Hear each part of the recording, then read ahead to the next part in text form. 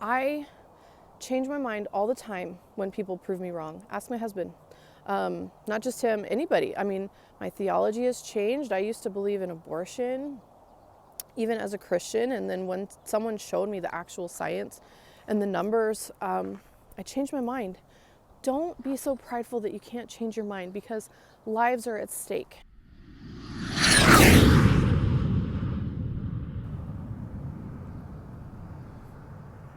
Good morning.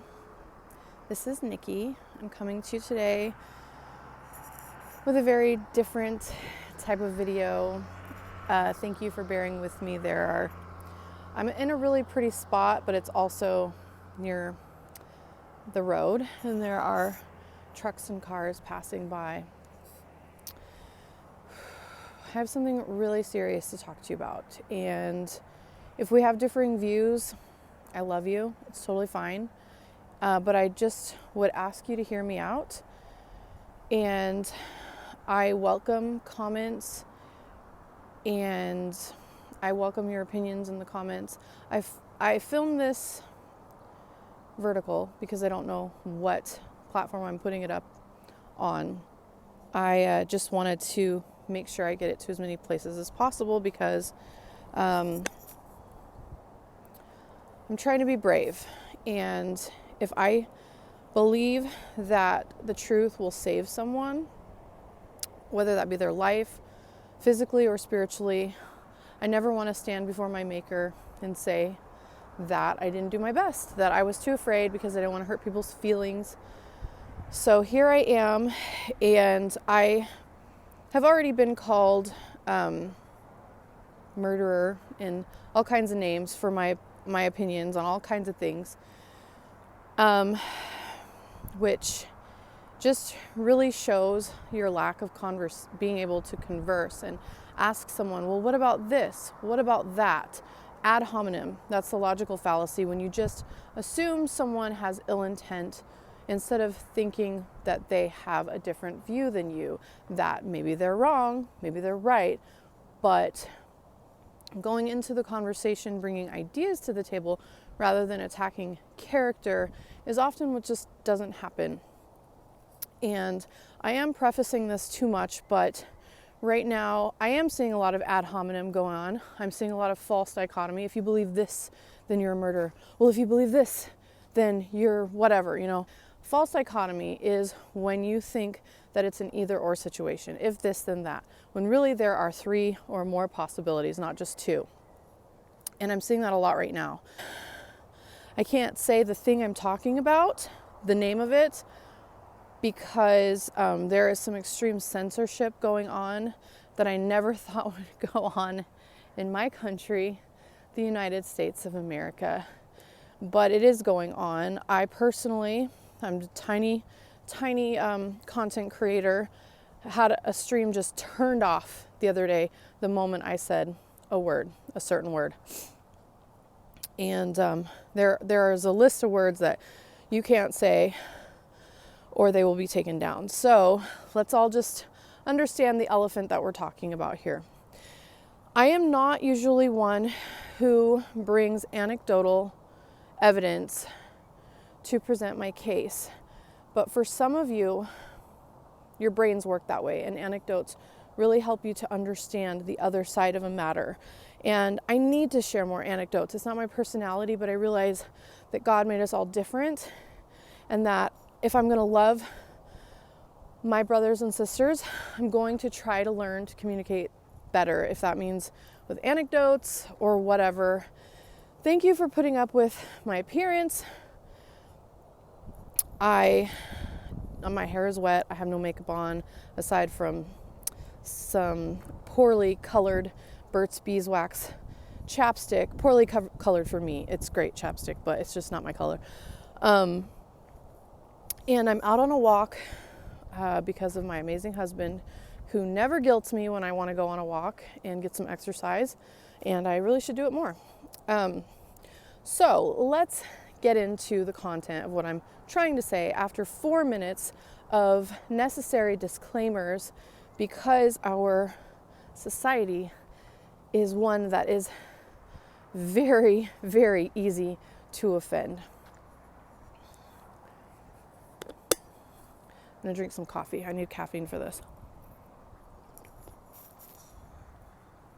And I will try to leave a timestamp down below for those of you who don't want my introduction and my disclaimers. And some of you don't need them. And for you, I tip my hat. What I don't understand, and I'm trying to be gracious with those who don't understand my side, is why people can't see that not only can viruses take lives, but lack of money takes lives. Lives are lost due to lack of money. And I've said this many, many times, and then I get a comment that just says, "You're killing people if you don't social distance." I am social distancing, by the way. I have been since before it hit my state, because I have a lot of friends with their ear to the ground all over the place, and I always social distance. Maybe you know, I just wrote a book called The Motherly Art of Staying In, One Woman's Experience Practicing the Levitical Health Code After Giving Birth. And I am still in the editing of that. I should be done editing it here any day now. But lives are lost when economic downturns happen. People die. Yes, people die from disease. Every day, people die from disease. Here's the false dichotomy. Just because I'm saying lives will be lost from money lost and lives will be lost from the virus does not mean that I'm minimizing the virus and that it could be serious. I say could be because there is so much censorship going on. We really should question the validity of anything anyone says if they are not someone who has been honest consistently. And here's my anecdote.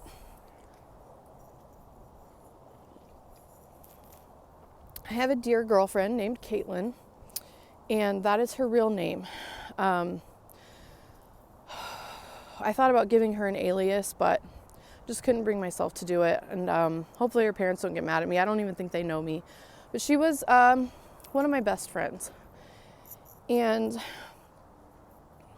she was a wonderful Christian girl, just a wonderful person. And she hung out at bars, she would share Christ with people at bars, and she would have people over to her home. And she had mentioned casually to me that she would have men from the bars in her home after. And I gently said something about, maybe that's not the safest idea, but, I was a coward, so I didn't spell it out. And she did end up, unfortunately, getting raped in her home. And it was not her fault. She had no idea that that would happen. She did nothing to make that happen to herself. I do feel like there was blood on my hands for not speaking up.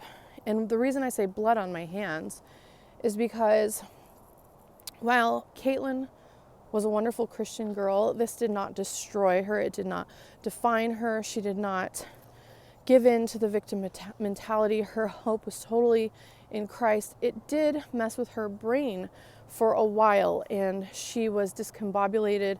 She missed court appearances, and he got off, of course. He lives in Boise, by the way, last I heard, so be careful, ladies. And she underperformed at work. She had an amazing job, and she underperformed. And she didn't know how to advocate for herself and say, hey, can you cut me some slack? I've been through something that's messed with my brain. And unfortunately, she got fired. They had no idea what had happened to her. So she was raped. She underperformed at work. She got fired. And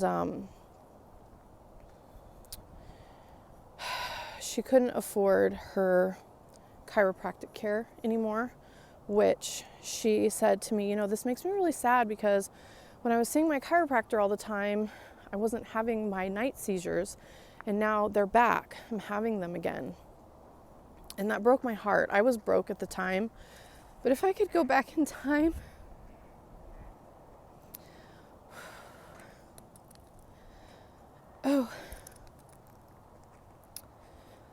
she died in her sleep of a seizure due to lack of finances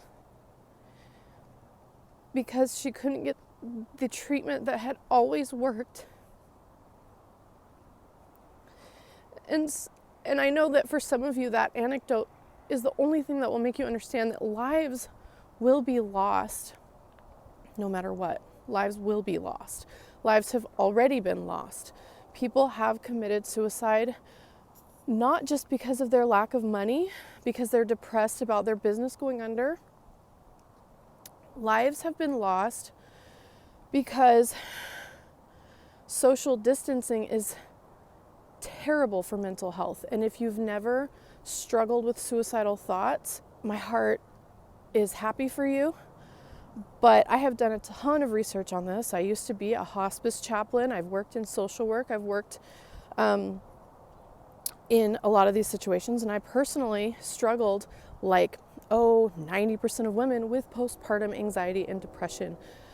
And isolation is a leading factor.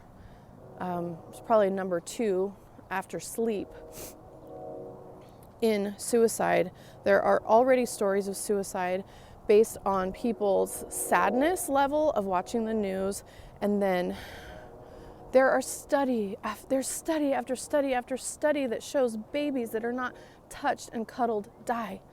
Elderly people who are not visited die sooner. Okay, so we're trying to protect the elderly and we're isolating them. Okay, that's their choice. But you have to see that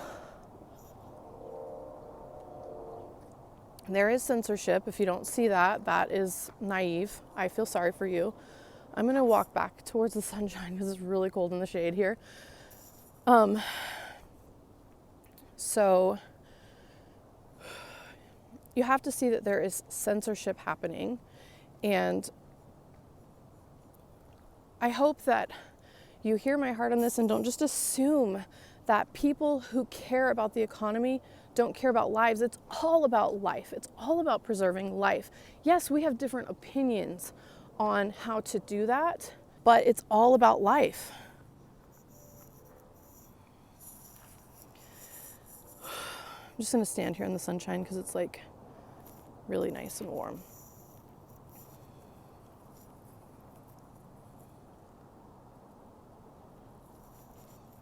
Life, liberty, and the pursuit of happiness. I don't have the right to stop my neighbor for pursuing life for themselves. And I don't know their situation. That's why freedom must ring. I don't know if they're suicidal and that the only thing that will save them is going to visit a friend and not social distancing. I don't know if they're at that party because they're getting away from their drunk, abusive parents or spouse or someone else that they live with. I don't know, and it's none of my business. Freedom must ring. I'm a privileged woman, and every time I say this, I get comments of people like making fun of me because I'm rich. Let me tell you, it's what you do with it. My husband makes about $40,000 a year, and we live cushy on that because we're good with our money. Not to say that you're not, but if you make $40K in America, you're rich. You're rich, okay? I am rich, and where I live, the cost of living is low. My children have a yard to play in. Look, this is the neighborhood I live in. Might cut that out because there are creepers. This is near where I live in Boise, Idaho. It's beautiful here. People are moving here in the droves, or they were before all this hit. It is not okay for me to force my neighbor to social distance to save myself. If I want to social distance, that is my right. It is not going to kill me if they go and visit each other and give each other the coronavirus. It's not going to kill me. Leviticus, what gets me is Christians who don't even know their Bible. Leviticus says you quarantine the sick, not the healthy. You quarantine the sick, not the healthy. And I do that. I've always done that. And the same people I hear yelling at everyone, I've seen at church coughing and being like, oh, I won't get too close. And I'm thinking, why are you here sharing your germs? Okay, you have the right to be. It's not very considerate. And one more anecdotal story.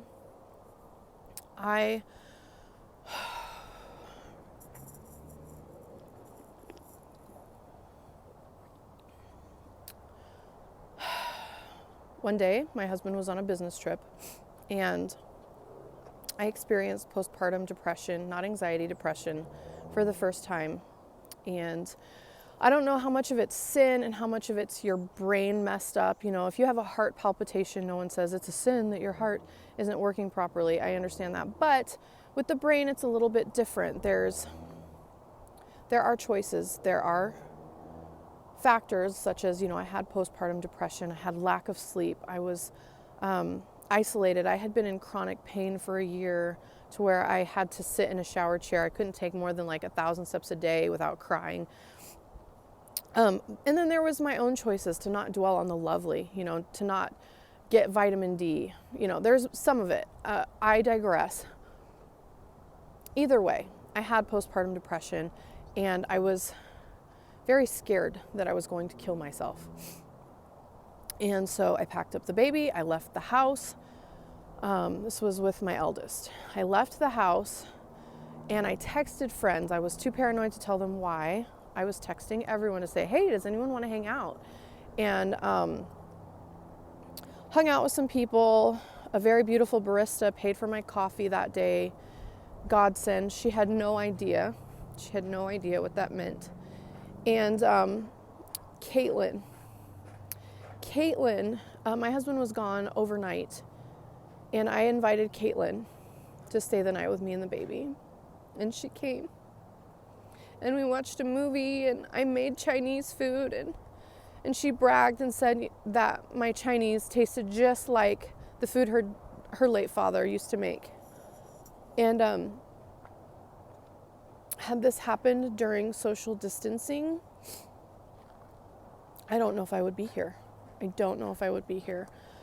And my husband got home late that night. She didn't actually spend the whole night. She was just there till really, really late. And then she went home when my husband got there.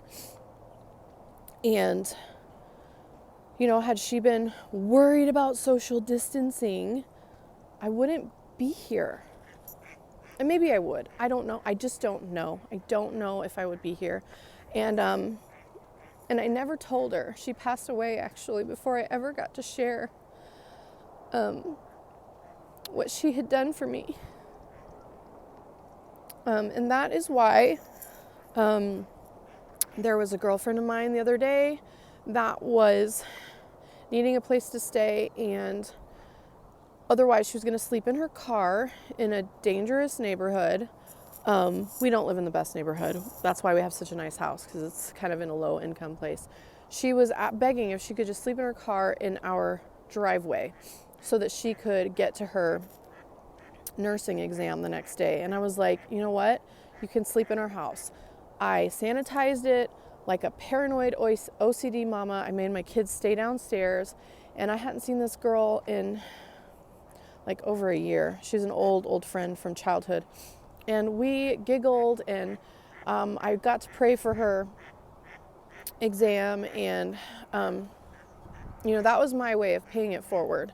I refuse to social distance if someone's in need. It's ridiculous, And yes, I am being careful. I'm sanitizing. I'm washing my hands. Oops, I'll have to cut that out. Are there factors that make me wonder how serious the virus is? Yes. There are fake numbers coming out from every news outlet. None of them agree. None of the numbers are consistent. We can't believe anything from China. I used to live there. I know the Chinese government will do anything for a business deal.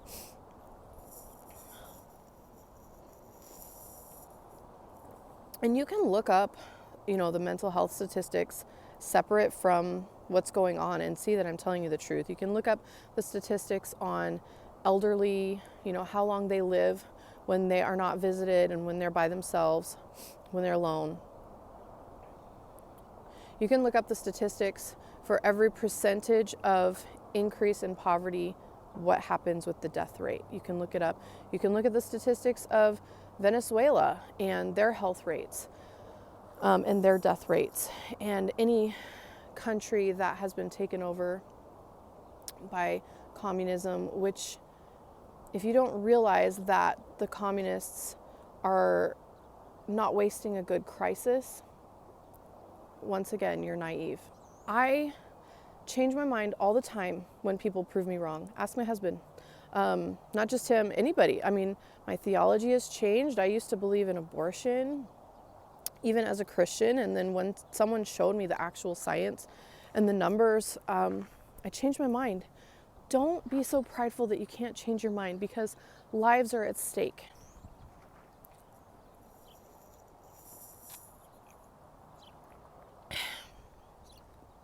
I'm not sure which platform I'm going to put this on, but I just pray right now as I'm closing out this video that I would be brave, and I pray that you would be brave.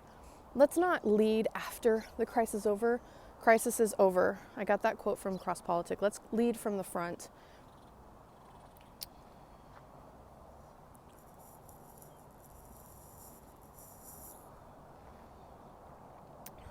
Children in poor black neighborhoods, they don't have a yard to play in. I used to live in a poor black neighborhood, by the way. And you can't social distance if you leave your house in some of those neighborhoods, because you'll walk past someone just in the hallway. And I saw a video of a little girl on, I think it was TikTok maybe, and I don't know why her parents posted this. Grace, I do weird things that I'll probably regret with my kids someday. Just crying and crying, saying, I need to get outside. I need to get outside. And you know what? I would rather that little baby get outside and get some sunshine than prevent me or my very immunocompromised parents and grandparents from getting the virus. I would just rather die than take liberties away from my fellow man.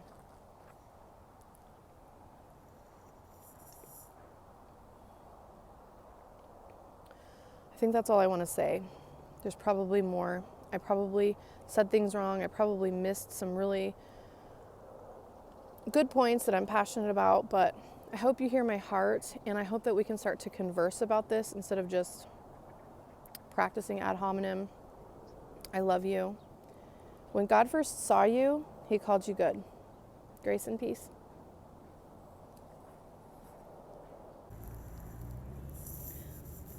Quickly, just one more thing. I found a spot to sit. Hopefully you don't hear too many noises from the road, but one more suggestion I would like to make is to not be a Pollyanna about this. Yes, God is sovereign. Yes, God works all things for the good of those who love him, who've been called according to his purpose. That does not mean that Esther should have said, well, you know, I'm just going to respect my husband on this and God is sovereign. No, we are still called to stop those who are going to slaughter.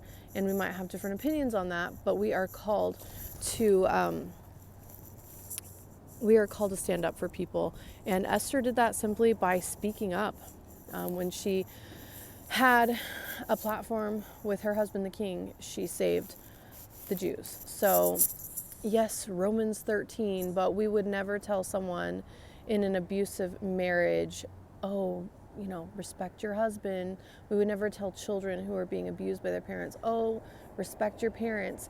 Yes, that needs to be put in context. And yeah, I'll follow the silly social distancing rules. I was just in the gas station to go potty, and, you know, there was little stickers to tell you where to stand. Sure, I'll follow those silly rules. But I'm not going to force people to give up their livelihood for what I want. And, you know, I can say this because it's not about me. My family's doing financially fine through all of this, maybe for the first time in my life. My husband's essential. I don't even like saying that. He's essential. He's not a dirty non-essential. Like, yeah. So I hope that makes sense. yes, let's dwell on the lovely, but also, you wouldn't tell someone who's locked at home with their abusive spouse, oh, respect your husband, just whatever. No, you wouldn't do that. So let's be consistent and let's not be Pollyannas about the pain that people are going through. I love you. You're good. You're precious. Grace and peace. Another tag on the end here. Of course, I'm biased. We all are. And Tim Pool, who considers himself a classic liberal, last I checked, cites a study, and you can look it up or if you want, that liberals listen to the mainstream media. Conservatives listen to all sides of an issue, including independent journalists and the mainstream media, before forming their opinion. Doctors and scientists disagree on this subject of how the immunity works. Thank you for watching this, even with the road noise. You're amazing. And yet only one side is being presented by the mainstream media, and the other side is being censored. This video will probably be censored. It will probably be demonetized. Dr. Shiva, who invented email, by the way, someone you should follow, brought up a very good point that this is racist.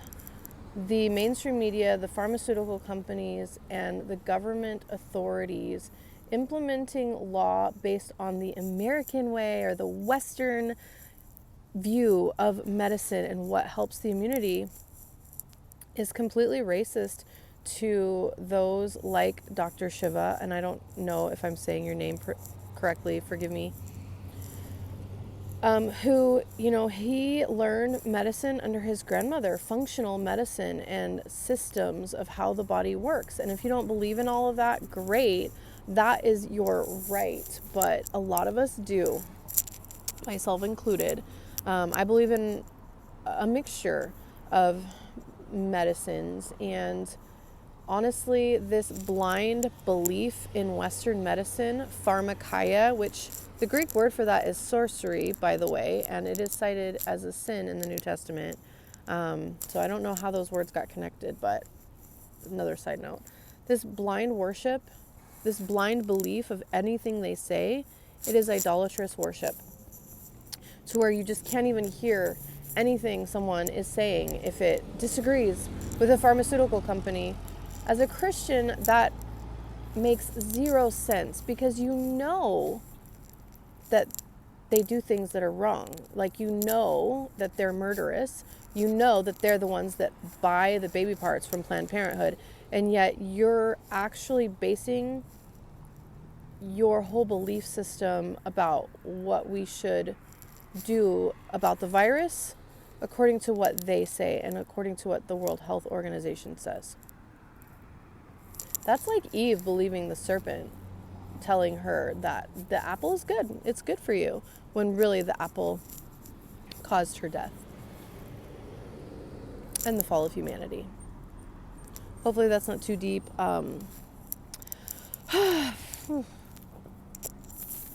Once again, I love you guys. You're good, you're precious. Grace and peace.